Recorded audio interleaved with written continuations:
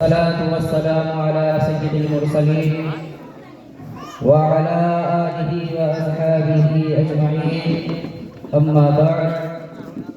فقد قال الله تبارك وتعالى في القرآن المجيد والفرقان الحميد: أعوذ بالله من الشيطان الرجيم. بسم الله الرحمن الرحيم. والذين جاءوا من بعدهم يقولون ربنا اغفر لنا ولإخواننا الذين سبقونا بالإيمان. صدق الله العظيم وصدق رسوله النبي الأمين المتين الكريم، ونحن على ذلك لمن الشاهدين والشاكرين، والحمد لله رب العالمين. حضرات گرامی،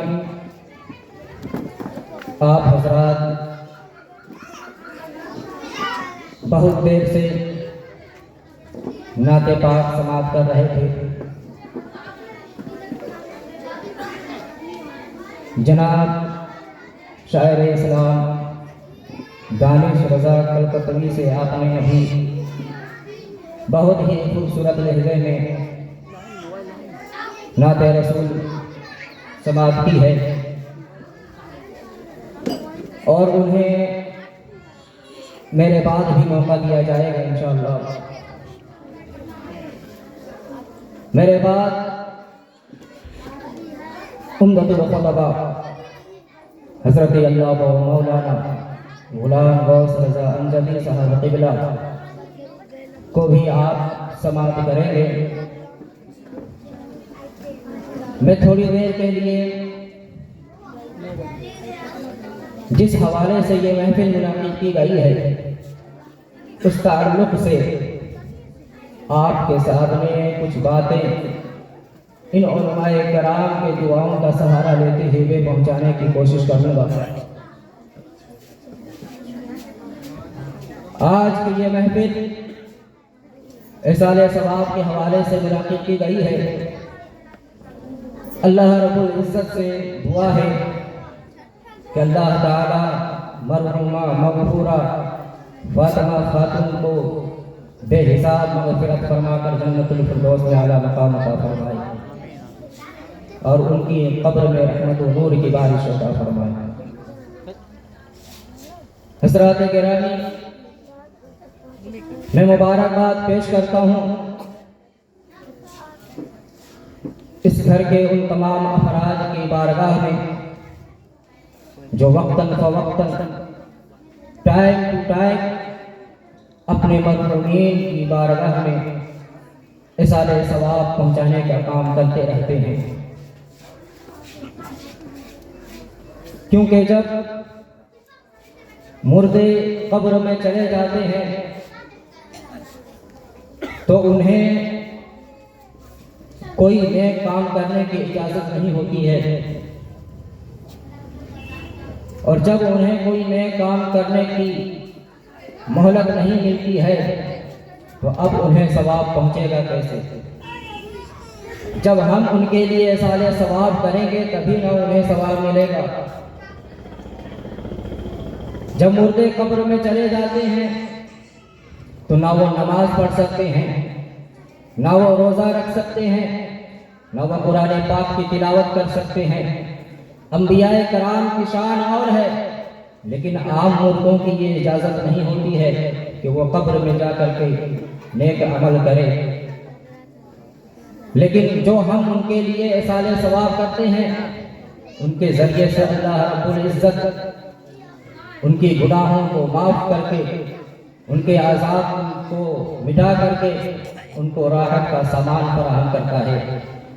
اور ہر نیک کام کا ثواب مردے کو پہنچتا ہے، چاہے وہ نماز کا ثواب ہو، روزے کا ثواب ہو، قرآن پاک کی تلاوت کا ثواب ہو. مسلمانوں کو کھانا کھلانا یہ ثواب کا کام ہے، مسلمانوں کو پانی پلانا یہ بھی ثواب کا کام ہے، قرآن پاک کی تلاوت کرنا یہ بھی ثواب کا کام ہے، نعت رسول پڑھنا یہ بھی ثواب کا کام ہے، درود و سلام پڑھنا یہ بھی ثواب کا کام ہے. اور آج اس محفل میں یہی تو ہو رہا ہے کہ ہم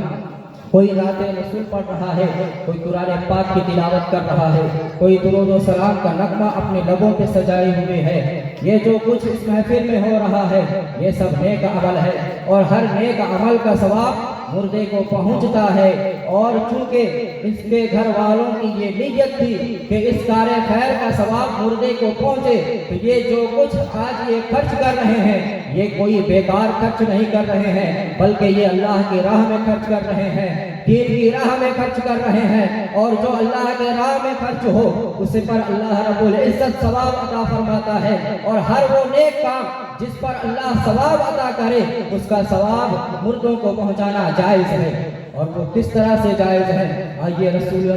حدیث رسول میں آپ سماعت کیجئے۔ ایک صحابی رسول بارگاہ رسول میں حاضر ہوتے ہیں اور عرض کرتے ہیں، اے اللہ کے رسول، یا رسول اللہ، انی لی ابوان وکنت ابرہما حال حیاتہما فکیف بالبر بعد موتہما؟ فقال رسول اللہ صلی اللہ تعالی علیہ وسلم، ان من البر بعد البر ان تصلی لہما مع صلاتک، وان تصوم لہما مع صومک، وان تصدق لہما مع صدقتک۔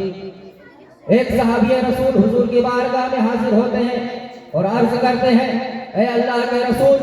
صلی اللہ تعالیٰ علیہ وسلم، جب تک میرے والدین زندہ تھے میں نے اس کو ہر طرح کے خوش رکھنے کی کوشش کی، میں نے اس کے ساتھ حسن سلوک کیا، میں نے اس کی زندگی بھر خدمت کی، لیکن آج وہ میرے بارگاہ سے چلے گئے ہیں، مجھ سے روپوش ہو چکے ہیں، دنیا کو الوداع کہہ کر کے چلے گئے ہیں، تو ان کے ساتھ حسن سلوک کا کیا انداز ہے؟ ان کے ساتھ میں کس طرح کے حسن سلوک کروں؟ میں کون سا کام کروں جس کی وجہ سے وہ خوش ہوں؟ تو اللہ کے رسول صلی اللہ تعالیٰ علیہ وسلم فرماتے ہیں کہ جب تم اپنے لیے روزے رکھو تو اس کے لیے بھی روزے رکھو، جب تم اپنے لیے نماز پڑھو تو اس کے لیے بھی نماز پڑھو، جب تم اپنے لیے صدقہ کرو تو اس کے لیے بھی صدقہ کرو، اور یہ سب نیک کام ہے، اور ہر نیک کام کا ثواب مردے کو پہنچتا ہے، چاہے وہ قرآن پاک کی تلاوت کا ثواب ہو، چاہے وہ نعت رسول پڑھنا ہو، چاہے وہ مسلمانوں کو کھانا کھلانا ہو، چاہے وہ مسلمانوں کو پانی پلانا ہو، چاہے وہ درود و سلام کا پڑھنا ہو، جتنے بھی نیک کام ہیں اس پر اللہ رب العزت ثواب عطا کرتا ہے، اس کا احسان ثواب کرنا بھی جائز ہے۔ حضرات گرامی، رسول اللہ علیہ الصلوۃ والسلام فرماتے ہیں، من مر علی المقابر فقرأ قل هو الله احد 11 مرة ثم وهب اجره للاموات اعطى من الاجر بعدد الاموات۔ آقا علیہ الصلوۃ والسلام فرماتے ہیں کہ جو کوئی قبرستان سے گزرے اور 11 مرتبہ قل هو الله احد پڑھ کر کے اس کا ثواب مردے کو پہنچائے، تو اس پہنچانے والے شخص کو اس قبرستان میں جتنے مردے لیٹے ہوئے ہیں اس کی تعداد کے برابر اس کو ثواب ملے گا۔ آپ اندازہ لگا سکتے ہیں کہ اس قبرستان میں کتنے مردے لیٹے ہوئے ہیں، سینکڑوں ہزاروں کی تعداد میں مردے ہیں، اور جو کوئی 11 مرتبہ، صرف کوئی بڑا کام نہیں ہے، 11 مرتبہ قل هو الله احد پڑھنا کوئی مشکل کام نہیں ہے، صرف 11 مرتبہ پڑھ کر کے اس کا ثواب مردے کو پہنچائے تو اللہ رب العزت اس قبرستان میں جتنے مردے لیٹے ہوئے ہیں اس کے تعداد کے برابر اسے ثواب عطا کرتا ہے۔ تو جو ثواب پہنچائے اسے اتنا ثواب مل رہا ہے، تو وہ شخص جس کو ثواب پہنچائے گا اس کو کتنا ثواب ملے گا اس کا اندازہ ہم اور آپ نہیں لگا سکتے۔ حضرات گرامی، حضور علیہ الصلوۃ والسلام اپنے امتیوں کو ثواب پہنچانے کے لیے کس طرح سے فکر مند رہتے تھے۔ آپ اندازہ لگائیں، جب حضور علیہ الصلوۃ والسلام اپنے لیے قربانی کرتے تو ایک جانور اپنی امتیوں کے لیے بھی ذبح کرتے، 2 جانوروں کی قربانی کرتے، اور ایک جانور کے پاس جب آتے فرماتے ھذا من محمد بن عبداللہ، یہ جانور محمد بن عبداللہ کی طرف سے ہے، اور دوسرے جانور کے پاس آتے تو فرماتے ھذا ممن لا یوجد من امتی، کہ یہ جانور میں ان امتیوں کی طرف سے ذبح کر رہا ہوں جو قربانی نہیں کی ہے۔ پتہ چلا کہ آج جو ہم احسان ثواب کرتے ہیں یہ کوئی بدعت اور نیا کام نہیں ہے، یہ ناجائز کام نہیں ہے، بلکہ ہم وہی کرتے ہیں جو رسول اللہ علیہ السلام 1400 سال پہلے کر کے چلے گئے۔ یہ کوئی بدعت اور ناجائز کام نہیں ہے، یہ تو حدیث پاک سے ہو گئی۔ آئیے قرآن پاک سے احسان ثواب کا حکم دیکھتے ہیں۔ میں نے خطبہ کے بعد آیت جو پڑھی وہ آیت ہی احسان ثواب کے حکم میں نازل ہوئی۔ اللہ رب العزت فرماتا ہے والذین جاؤوا من بعدہم یقولون ربنا اغفر لنا ولإخواننا الذین سبقونا بالایمان۔ جو لوگ بعد میں ایمان لائے وہ لوگ کہتے ہیں، عرض کرتے ہیں میرے مولا ہمیں بھی بخش دے اور ہمارے ان بھائیوں کو بھی بخش دے جو ہم سے پہلے ایمان لے آ چکے ہیں۔ اگر احسان ثواب ناجائز ہوتا، مردے کو احسان ثواب کرنا درست نہ ہوتا، اگر مردے کو ثواب نہ پہنچتا تو اللہ رب العزت قرآن میں یہ آیت نازل کیوں کرتا؟ پتہ چلا جب اللہ رب العزت یہ آیت قرآن میں نازل کیا تو احسان ثواب کرنا بھی جائز ہے اور مردے کو ہمارا احسان ثواب پہنچتا بھی ہے اور مردے کو اس سے فائدہ بھی حاصل ہوتا ہے۔ اب آئیے میں آپ کے سامنے ایک روایت پیش کرتا ہوں۔ شیخ اکبر محی الدین ابن العربی وہ فرماتے ہیں کہ ایک مرتبہ میں دعوت میں گیا، دسترخوان بچھا ہوا ہے، میں دسترخوان پہ بیٹھا اور بہت سارے لوگ دسترخوان پہ بیٹھے ہوئے ہیں، میں بھی بیٹھا، ایک بچہ بھی اس دسترخوان پہ بیٹھا ہوا تھا، سارے لوگ بیٹھے ہوئے ہیں۔ اچانک اس بچے کی رونے کی آواز آئی، وہ بچہ رونے لگتا ہے۔ میں نے رونے کی سبب پوچھا کہ اے بچہ تو رو کیوں رہا ہے؟ سارے لوگ دسترخوان پہ بیٹھے ہیں، اپنے اپنے کھانے کو تناول کر رہے ہیں، تو رو کیوں رہا ہے؟ وہ بچہ کہتا ہے کہ میں نے ابھی آنکھ بند کی تو میں نے یہ دیکھا کہ میرے والدین کی قبر میں آگ کے شعلے بھڑک رہے ہیں اور میرے والدین قبر کی آگ میں جل رہے ہیں۔ حضرت ابن العربی فرماتے ہیں کہ جب میں نے یہ بات سنی مجھے رسول اللہ علیہ السلام کی ایک حدیث یاد آ گئی۔ وہ حدیث یہ ہے کہ حضور فرماتے ہیں کہ جو کوئی بندہ 1,00,000 مرتبہ کلمہ طیبہ لا الہ الا اللہ محمد رسول اللہ پڑھ کر کے اپنے مردے کو ثواب پہنچا دے گا، اگر وہ مردہ قبر میں عذاب میں گرفتار ہوگا تو اللہ رب العزت اس کلمہ طیبہ کے صدقے میں اس کو فوری طور پر اس عذاب سے چھٹکارا نصیب کر دے گا۔ میں نے یہ سوچا کہ اس سے کیا بہتر کام ہو سکتا ہے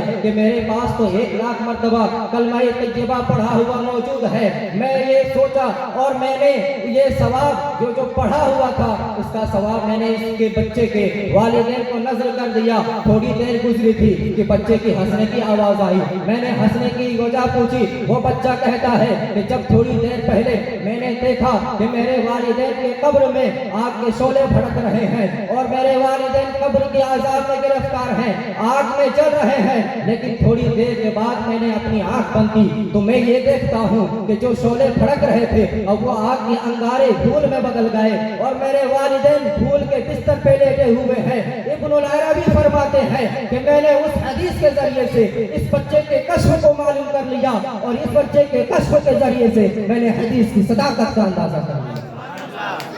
حضرات گرامی، اس لیے بہت ہی خوش نصیب ہیں وہ لوگ جو اپنے مرحومین کے لیے ایصال ثواب کرتے رہتے ہیں، ان کو ثواب پہنچانے کا کام کرتے رہتے ہیں، اور یہ تیجا، یہ 10واں، یہ 20واں، یہ 40واں، یہ برسی، یہ سب ایصال ثواب کا ایک طریقہ ہے، کیونکہ انہی دنوں میں مردے اپنے گھروں کی طرف متوجہ ہوتی ہیں، اور جب مردے یہ دیکھتی ہیں کہ میرے گھر والے میرے لیے ایصال ثواب کر رہے ہیں، کار خیر کر رہے ہیں، تو وہ مردے خوش ہو کر کے اپنے گھر کی طرف، اپنے قبر کی طرف لوٹ جاتے ہیں، اور جب ان کے گھر والے ایصال ثواب نہیں کرتے تو وہ مردے حسرت و یاس کے عالم میں اپنی قبر کی طرف لوٹتے ہیں۔ آقا علیہ السلام فرماتے ہیں کہ جب کوئی بندہ اپنے مردوں کو ایصال ثواب کرتا ہے تو جبرائیل امین علیہ السلام اس ایصال ثواب کو سونے کے تخت میں گلدستے کی طرح سجا کر کے اس مردے کے سرہانے لے جا کر کے فرماتا ہے کہ اے اٹھو تو देखो तो कि तुम्हारे घर वालों ने तुम्हें गिफ्ट भेजा है, तुम्हारे चाहने वालों ने तुम्हें तोहफा भेजा है, तुम्हारे बेटे ने तुम्हारे लिए तोहफा भेजा है, तुम्हारे भाई ने तुम्हारे लिए तोहफा भेजा है। वो मुर्दा उठता है और वो सोने के तख्त में जो गुलदस्ते की तरह सजा हुआ होता है उसे लेकर के आसपास के मुर्दे को जगाता है और ये कहता है कि देखो तो सही कि मेरे चाहने वालों ने मुझे तोहफा भेजा है, मेरे मानने वालों ने मुझे तोहफा भेजा है, मेरे घर वालों ने मेरे लिए तोहफा भेजा है। और वो ये कह करके खुशी मनाता है। और जिनके मुर्दे को कोई एहसान सवाब नहीं करता है वो हसरत और यास के आलम में वो ये कहता है कि तुम तो खुशी मना रहे हो इसलिए कि तुम्हारे चाहने वालों ने तुम्हें एहसान सवाब दिया है, तुम्हारे चाहने वालों ने तुम्हें तोहफा भेजा है। हम किस वजह से खुशी मनाएं जबकि हमारे चाहने वाले, हमारे घर वाले, हमारे बेटे, हमारे भाई कोई सवाब भेजता ही नहीं है, हमारे लिए कोई तोहफा भेजता ही नहीं है। हज़रात गिरामी, इसलिए जब आप अपने मुर्दों को एहसान सवाब करें तो उसमें बखीली ना करें, बुखल से काम ना लें। जब आप अपने घर वालों का नाम लें, अपने अगर दादा का एहसान सवाब कर रहे हो तो ये ना हो कि परदादा का नाम उसमें ना आने पाए, बल्कि जितने भी मुर्दे आपके घर खानदान से चले गए सबका नाम लीजिए। आपका काम सवाब पहुंचाना नहीं, नियत करना आपका काम है, सवाब पहुंचाना अल्लाह का काम है। आप नियत कीजिए, सबको अल्लाह रब्बुल इज्जत उतना ही सवाब अता फरमाएगा जितना पहले को अता फरमाएगा और किसी के सवाब में कोई कमी नहीं होगी। हज़रात गिरामी, आप चाहे कब्र पे जाकर के फातिहा पढ़ें तो उस वक्त भी मुर्दे को फायदा पहुंचता है, और अगर यहाँ बैठे बैठे एहसान सवाब करें फिर भी मुर्दे को फायदा पहुंचता है। कब्र पे अगर फूल डालें तो ये फूल भी मुर्दे के लिए राहत बख्श होती है। ये फूल जब तक तरोताज़ा रहती है अल्लाह की तस्बीह बयान करती रहती है, और जब तक अल्लाह की तस्बीह बयान करती रहेगी मुर्दे के अज़ाब में तख़फ़ीफ़ होती रहेगी और उसको राहत नसीब होती रहेगी। आइए इसी मिसाल को हदीस के जरिए से समझते हैं।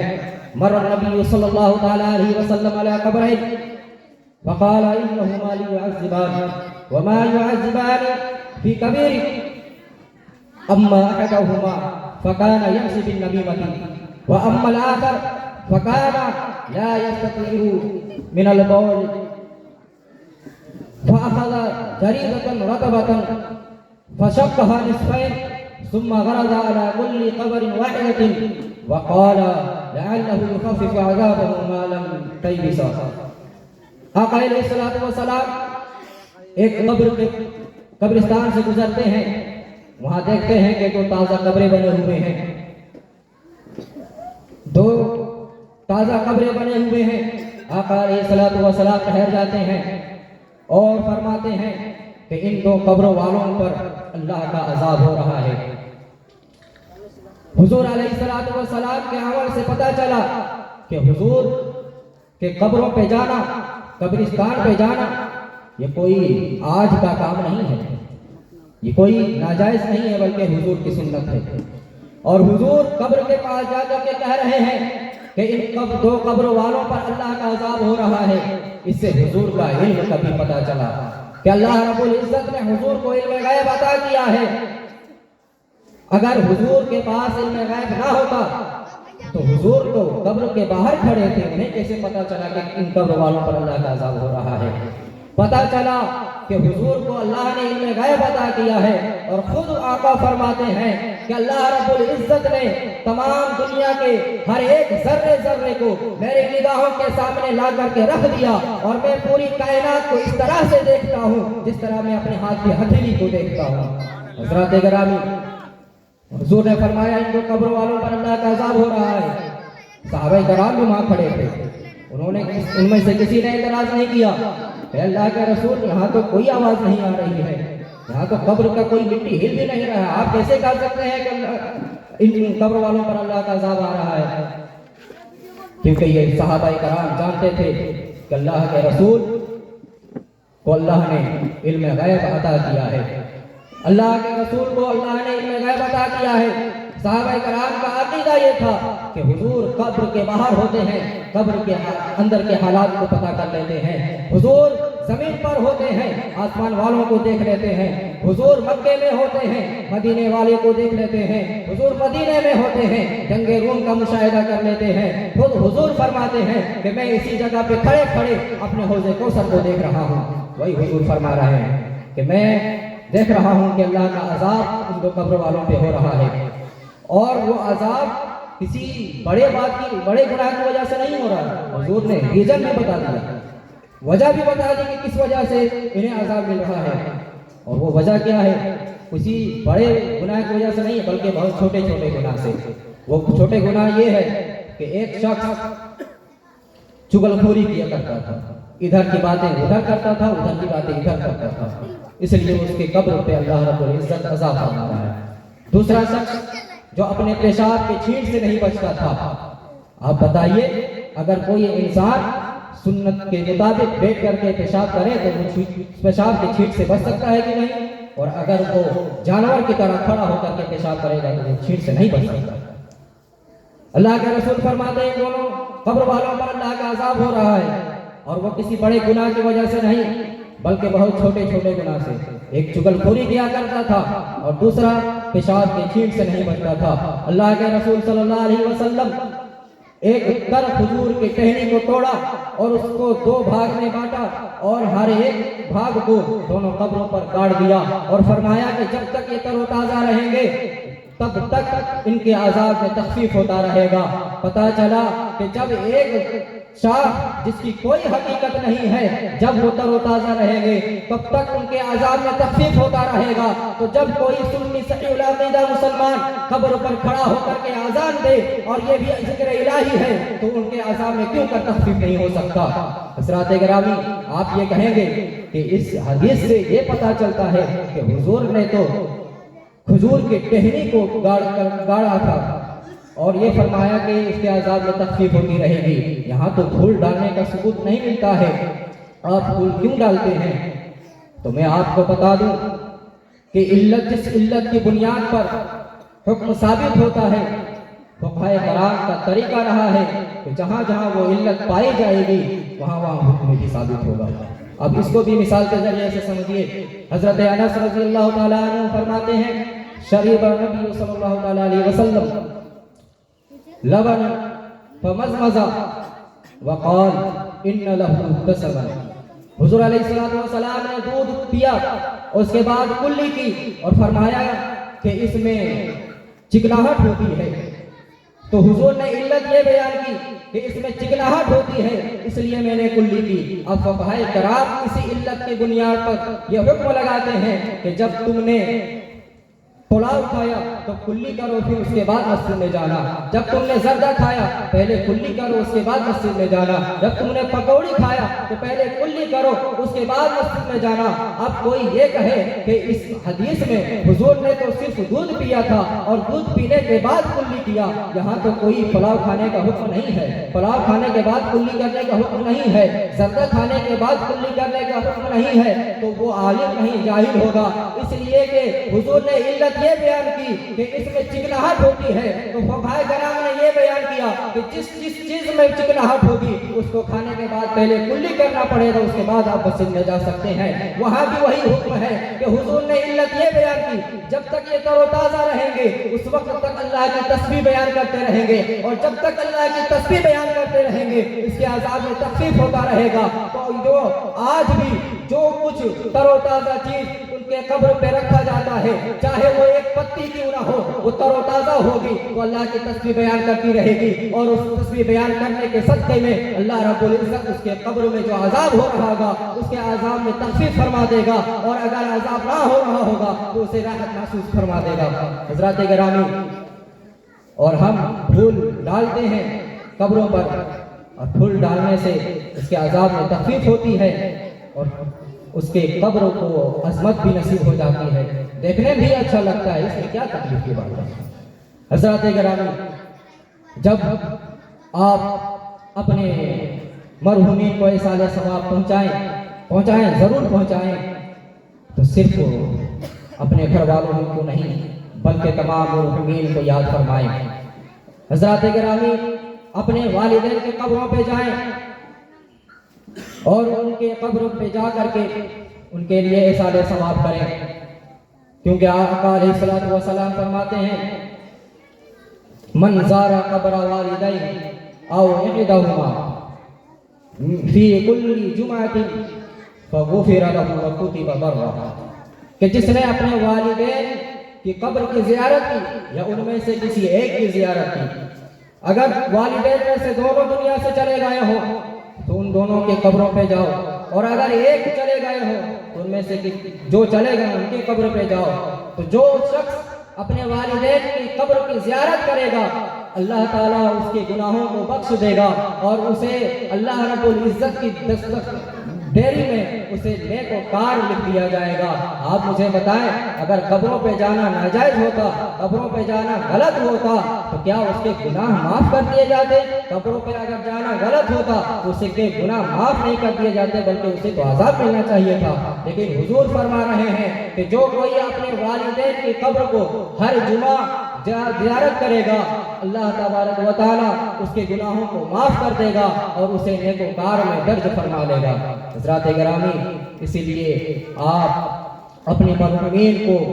یاد رکھیں، ان کے لیے احسان ثواب کریں اور ان کے قبروں کی زیارت بھی کیا کریں تاکہ اللہ رب العزت آپ کے گناہوں کو بھی معاف کرے۔ بس انہی چند باتوں کے ساتھ اپنی گفتگو ختم کرتا ہوں۔ مولا تعالیٰ سے دعا ہے بولنے میں جس طرح کی عمدن سمجھن لفظ سے خطائیں ہو گئی ہوں، مولا تعالیٰ سے دعا ہے کہ اسے اپنے فضل سے معاف فرمائے اور ہم سب کو سننے سے زیادہ عمل کرنے کی توفیق اور عطا فرمائے۔ وآخر دعوانا الحمدللہ رب